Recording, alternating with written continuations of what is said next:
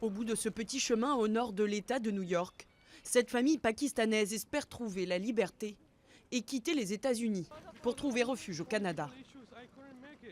Nous sommes venus chercher l'asile ici, Mais mais nous avons peur, hein. oui, nous avons très peur d'être expulsés parce qu'on craint pour nos vies dans notre pays. Donc si on est expulsé d'ici, nous ne serons pas en sécurité, ni mes enfants. Mohamed, sa femme et leurs 2 enfants font partie des centaines de migrants qui tentent de fuir le pays depuis l'élection de Donald Trump. De l'autre côté de la frontière, la police canadienne les arrêtera. Ils le savent, mais peu importe. C'est le prix à payer pour pouvoir demander l'asile au Canada. S'ils allaient à la frontière officielle à quelques kilomètres de là, ils seraient obligés de demander l'asile dans le pays où ils sont arrivés en premier, les États-Unis.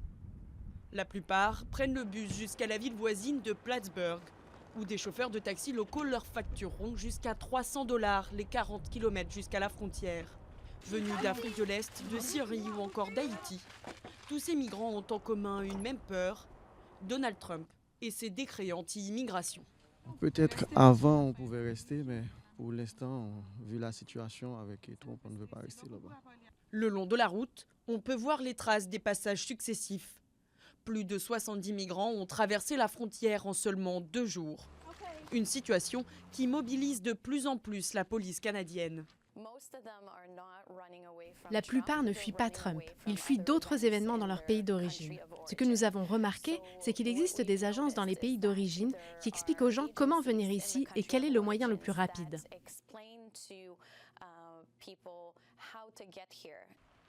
En général, entre 40 et 60% des demandeurs obtiennent le statut de réfugié au Canada après examen de leur dossier.